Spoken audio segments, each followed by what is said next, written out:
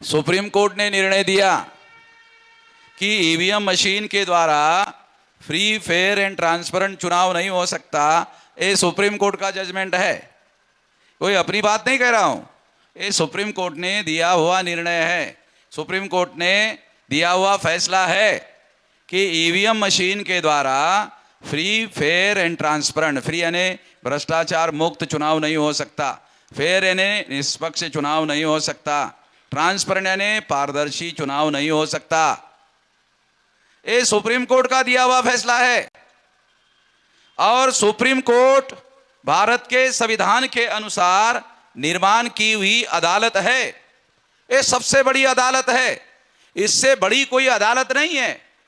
गोरखपुर में अगर कोई तहसील की कोर्ट है, मैजिस्ट्रेट की कोर्ट है, और अगर वो फैसला देती है तो जिला कोर्ट में बदल सकती है, मगर सुप्रीम कोर्ट ने दिया हुआ फैसला बदलने वाला फैसला नहीं है।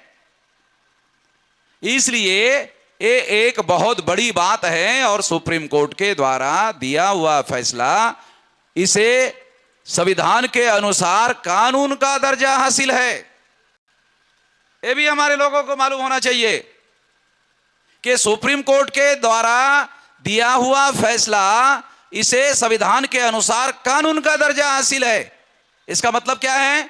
इसका मतलब है ईवीएम मशीन संवैधानिक दृष्टि से कानूनी मशीन नहीं है, लीगल मशीन नहीं है, संवैधानिक मशीन नहीं है, ऐसा सुप्रीम कोर्ट का मानना है। और सुप्रीम कोर्ट ने यह फैसला दिया है। सुप्रीम कोर्ट ने यह फैसला देने के बावजूद भी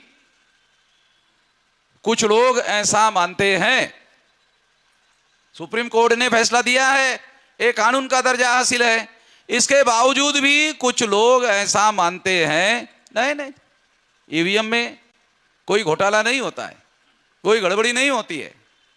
जो लोग ऐसा मानते हैं, सुप्रीम कोर्ट ने फैसला देने के बावजूद भी, सुप्रीम कोर्ट का फैसला संवैधानिक फैसला, आखिरी फैसला होने के बावजूद भी जो लोग ऐसा मानते हैं ईवीएम में कोई गड़बड़ी नहीं होती है, वो सारे के सारे गधे की औलाद है, वो सारे के सारे गधे की औलाद है। कुछ लोगों को ऐसा लगता होगा कि मेश्राम साहब को ऐसा गधे की औलाद नहीं कहना चाहिए। ये जो ईवीएम भंडाफोड़ परिवर्तन यात्रा चल रही है, ये 21 फरवरी 2024 तक चलेगी। पहली हमारी परिवर्तन यात्रा कश्मीर से कन्याकुमारी चलाई गई थी, 180 दिन की, 6 महीने की।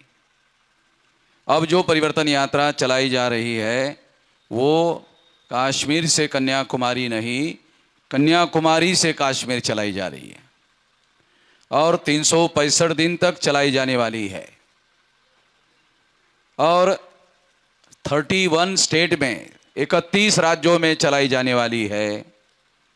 जो नॉर्थ ईस्ट रीजन के स्टेट है, जैसे असम है, त्रिपुरा है, त्रिपुरा से आगे जो स्टेट है वहाँ नहीं जाएगी।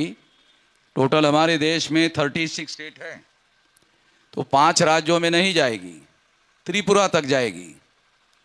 तो 31 स्टेट में 674 जिलों में ये परिवर्तन यात्रा जाएगी।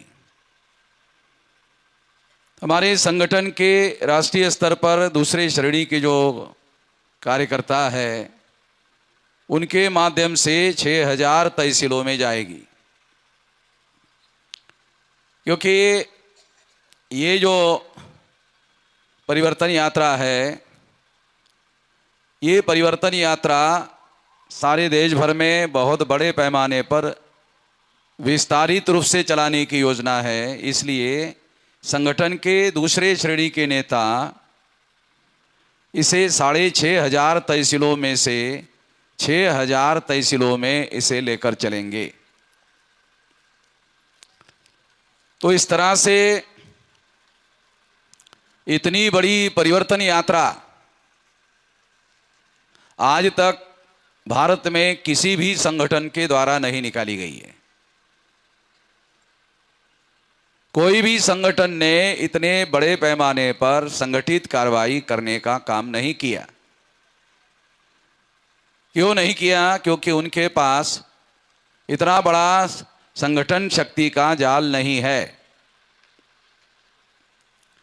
इसलिए वो ऐसा नहीं कर पाए।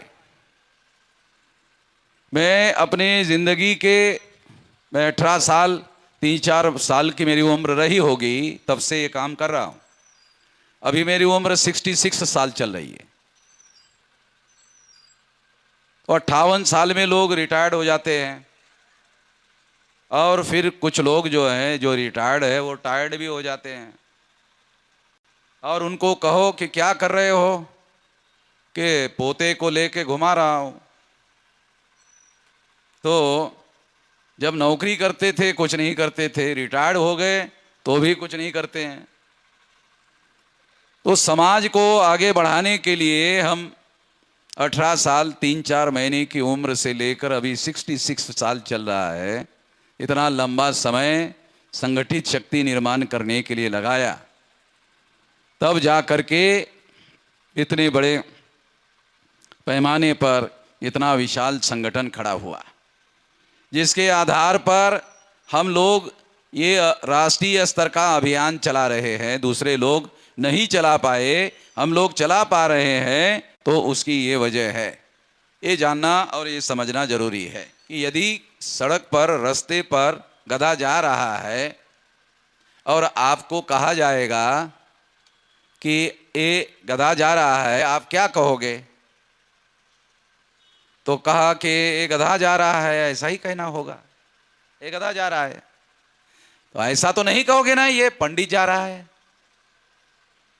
ये जो गधा जा रहा है उसको आप ऐसा तो नहीं कहोगे ये पंडित जा रहा है। अगर आपने गधे को जाते हुए देखा और गधे को जाते हुए देखा और आपने नहीं कहा, नहीं माना कि गधा जा रहा है, आपने माना नहीं नहीं, नहीं ये पंडित जा रहा है, तो तीसरा आदमी कहेगा जो ओरिजिनल गधा है वो गधा नहीं है, गधे को जो पंडित कह रहा है वो वास्तव में गधा है। गधे को गधा ही कहना पड़ेगा भाई, नहीं तो दुनिया की नजर में आप खुद ही अपने आप को गधा साबित करोगे। तो इसलिए ये बात मैं कह रहा हूं कि संविधान ने इस देश में सुप्रीम कोर्ट बनाया, मैंने तो नहीं बनाया। संविधान निर्माता बाबा साहब आम्बेडकर ने लिखा, और संविधान में लिखा कि सुप्रीम कोर्ट हमारे देश की सबसे बड़ी अदालत होगी, और अगर कोई विवाद है तो आप सुप्रीम कोर्ट तक लड़ाई लड़ सकते हो, और सुप्रीम कोर्ट ने जब फैसला दे दिया तो उसे फाइनल मानना होगा। ये व्यवस्था है, ये संवैधानिक व्यवस्था है। तो संविधान ने कहा, और मैं कोई अपनी बात नहीं कह रहा हूं, मैं सुप्रीम कोर्ट के जजमेंट की कॉपी लेकर चल रहा हूं। ये सुप्रीम कोर्ट ने लिखा हुआ फैसला है, ये बता रहा हूं। और सुप्रीम कोर्ट ने कहा कि ईवीएम मशीन के द्वारा फ्री, फेयर एंड ट्रांसपेरेंट चुनाव नहीं हो सकता। इसका मतलब है भ्रष्टाचार मुक्त चुनाव नहीं हो सकता, निष्पक्ष चुनाव नहीं हो सकता, पारदर्शी चुनाव नहीं हो सकता। ये बात सुप्रीम कोर्ट ने कही। यूरोप में सबसे बड़ा देश है जर्मन, जर्मन के अंदर सुप्रीम कोर्ट है। वहां के सुप्रीम कोर्ट ने फैसला दिया ईवीएम मशीन असंवैधानिक है और इसे चुनाव में इस्तेमाल नहीं किया जा सकता। उसने फैसला दे दिया ये ईवीएम मशीन असंवैधानिक है और इसके द्वारा चुनाव नहीं करवाया जा सकता। साथियों, ये जर्मन के, यूरोप का सबसे बड़ा देश है जर्मन, वहां के सुप्रीम कोर्ट ने यह फैसला दिया।